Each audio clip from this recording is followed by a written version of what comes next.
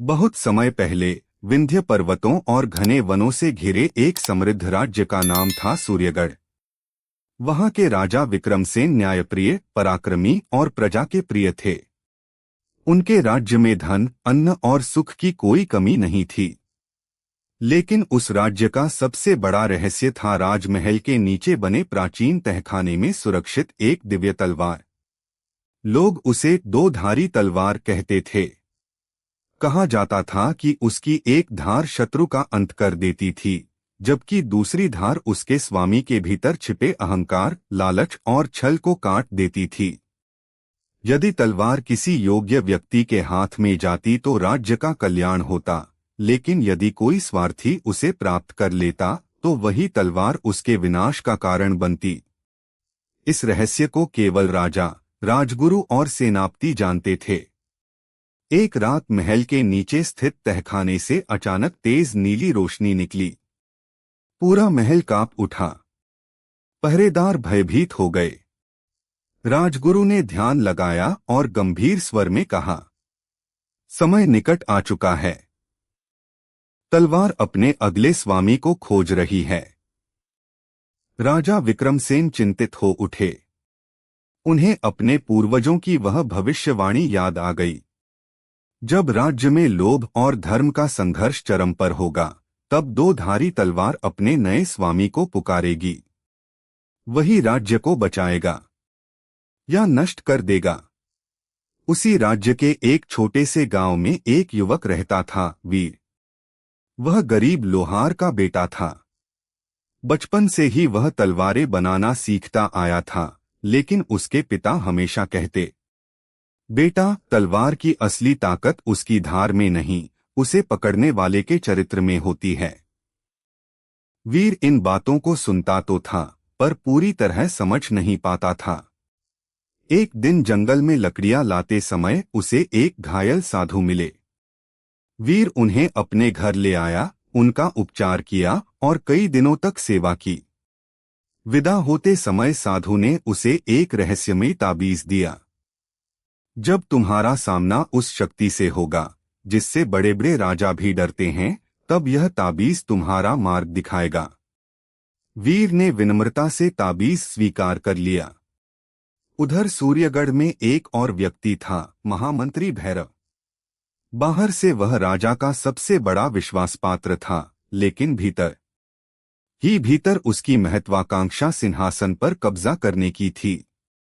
उसे भी दो धारी तलवार की कथा पता चल चुकी थी। भैरव ने गुप्त रूप से तांत्रिकों और भाड़े के सैनिकों का दल तैयार कर लिया।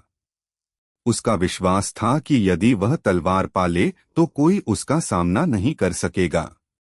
उसी रात फिर से महल के तहखाने से प्रकाश निकला। इस बार केवल प्रकाश ही नहीं निकला।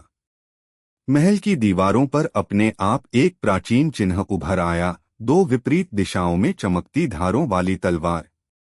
राजगुरु का चेहरा पीला पड़ गया। यह केवल संकेत नहीं, चेतावनी है। उसी समय दूर गांव में सोया हुआ वीर अचानक घबराकर जाग उठा। उसके गले में पड़ा ताबीज तेजी से चमक रहा था। उसने पहली बार एक अनजानी आवाज सुनी, वीर, समय आ गया है।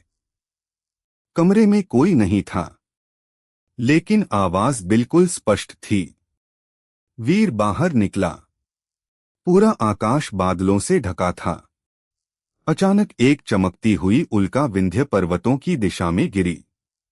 उधर महल में राजा ने सैनिकों को आदेश दिया कि तहखाने की सुरक्षा दोगुनी कर दी जाए। लेकिन किसी को पता नहीं था कि उसी समय महल की छाया में खड़ा भैरव मुस्कुरा रहा था। उसकी योजना शुरू हो चुकी थी। और दूसरी ओर, बिना यह जाने कि उसका भाग्य पूरे राज्य से जुड़ने वाला है, वीर उस रहस्यमयी पुकार के पीछे चलने का निर्णय ले चुका था। उसे नहीं मालूम था कि यह यात्रा केवल एक तलवार की खोज नहीं, बल्कि उसके अपने मन की परीक्षा बनने वाली है।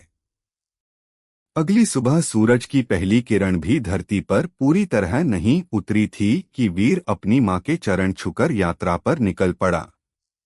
उसकी मां ने उसके माथे पर तिलक लगाया और कहा, बेटा, याद रखना, जीत हमेशा तलवार की नहीं, सत्य की होती है।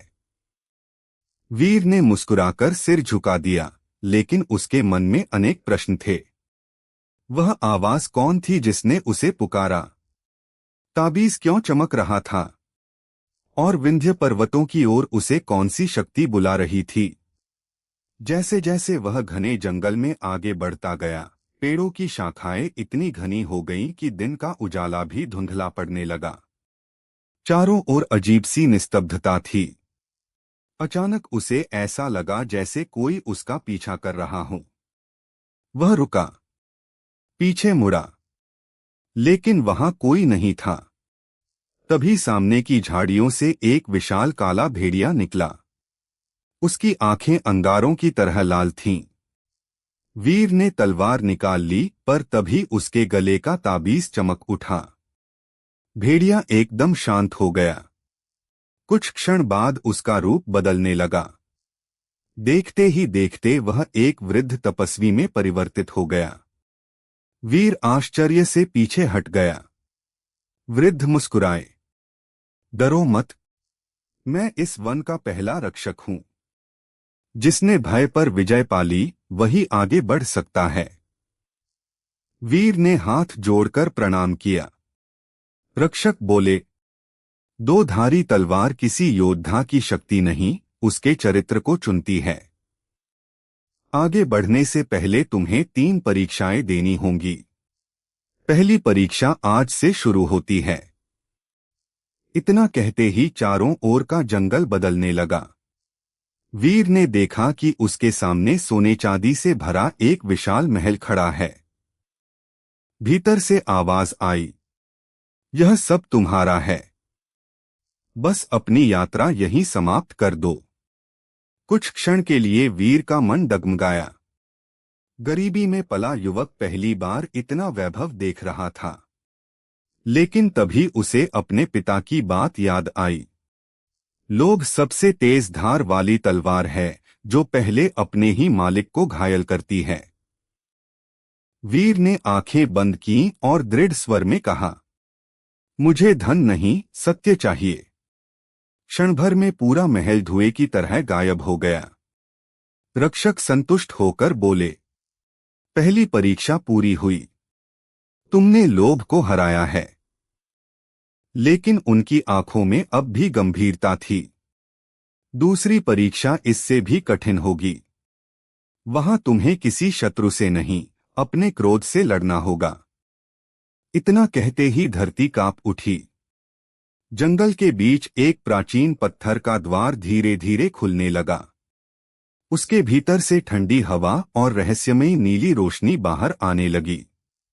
रक्षक ने वीर की ओर देखा। इस द्वार के भीतर प्रवेश करते ही तुम्हारा जीवन कभी पहले जैसा नहीं रहेगा।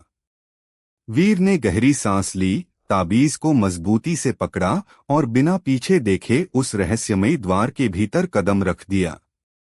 उधर सूर्यगढ़ में महामंत्री भैरव भी अपने सैनिकों और एक भयानक तांत्रिक के साथ उसी दिशा में बढ़ रहा था। उसके होठों पर एक ही वाक्य था, दो धारी तलवार अब मेरी होगी। लेकिन उसे नहीं पता था कि तलवार किसी की ताकत नहीं, उसके हृदय का न्याय करती है।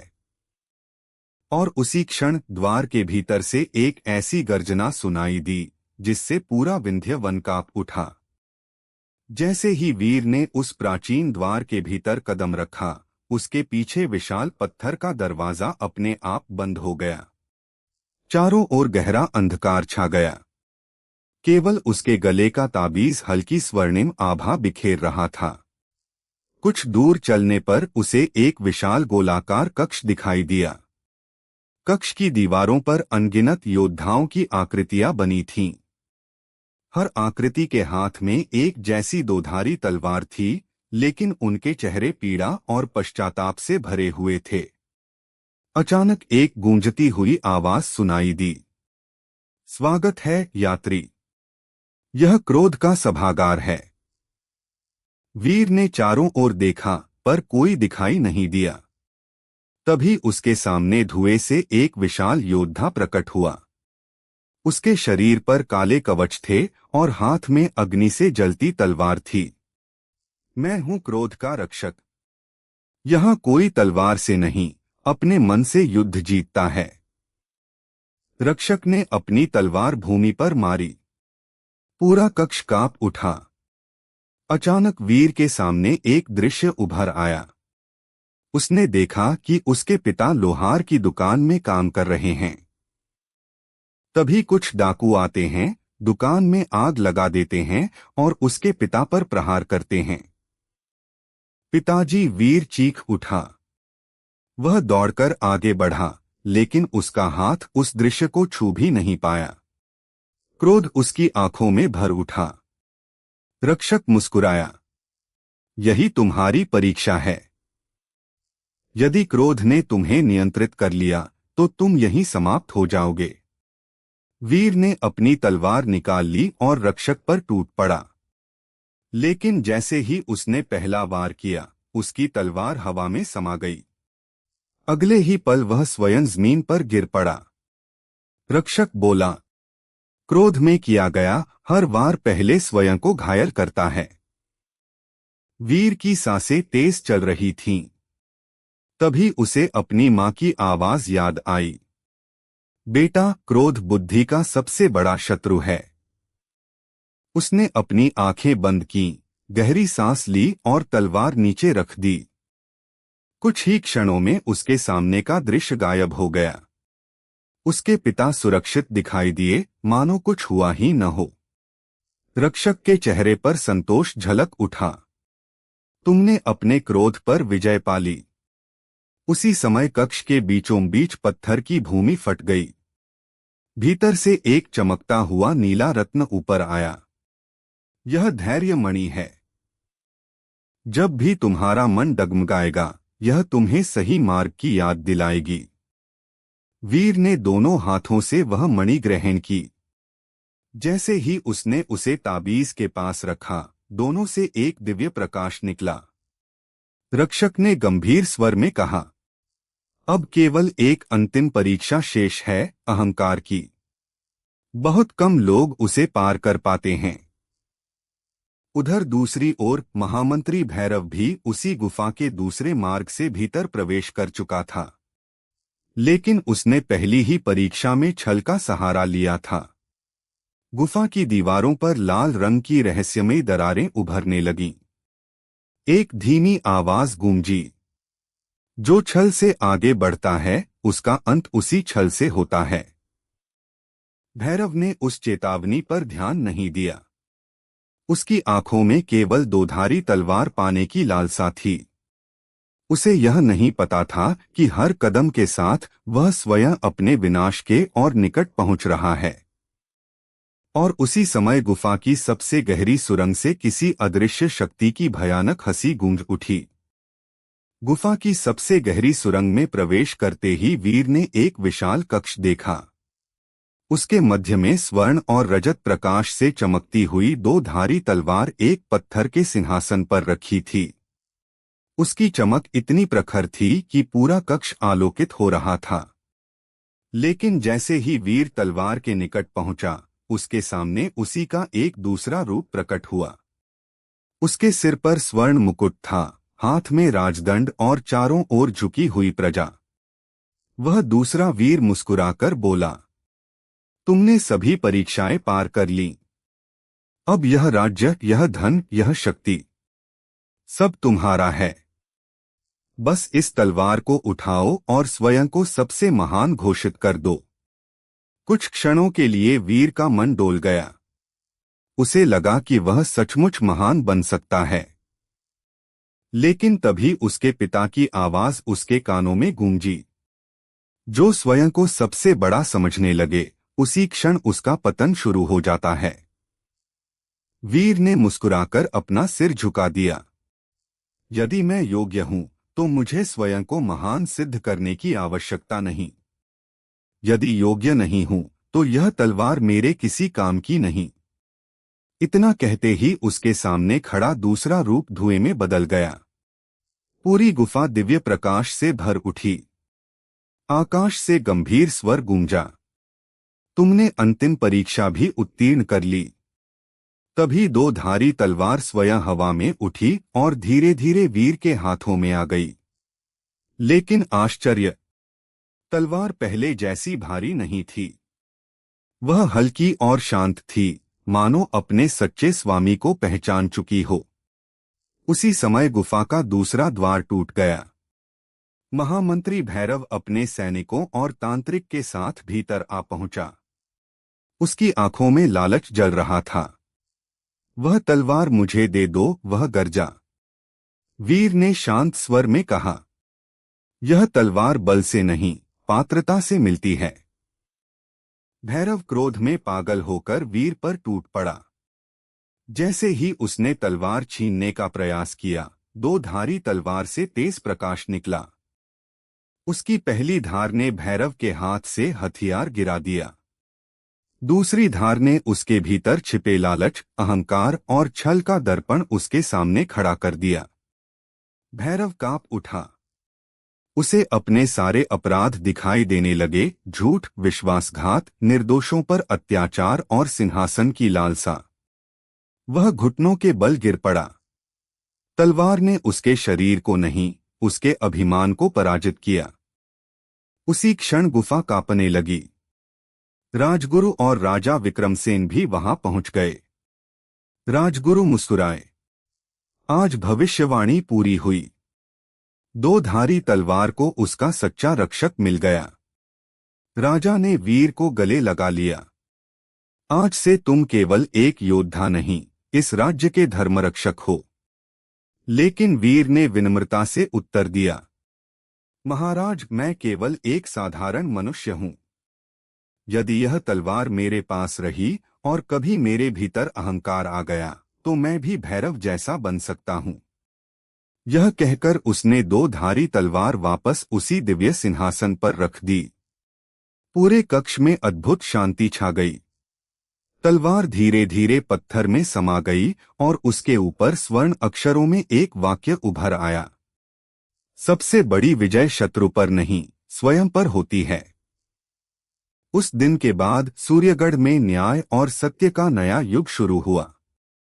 वीर ने कभी सिंहासन नहीं मांगा, न धन न प्रसिद्धि। वह अपने गांव लौट गया और अपने पिता की तरह लोगों के लिए तलवारें बनाता रहा। लेकिन हर तलवार के साथ वह एक बात अवश्य कहता, तलवार की धार से पहले अपने विचारों की धार को संभालो, क्योंकि मनुष्य के शब्द और उसका चरित्र ही सबसे बड़ी दोधारी तलवार हैं।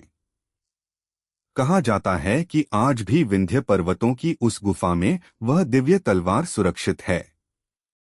वह किसी शक्तिशाली राजा की नहीं, बल्कि ऐसे व्यक्ति की प्रतीक्षा कर रही है जो लोभ, क्रोध और अहंकार पर विजय पा चुका हो।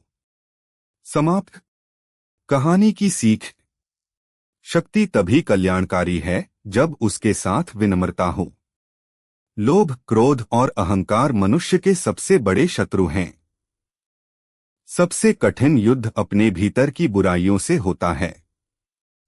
सच्चा विजेता वही है जो स्वयं पर विजय प्राप्त कर ले।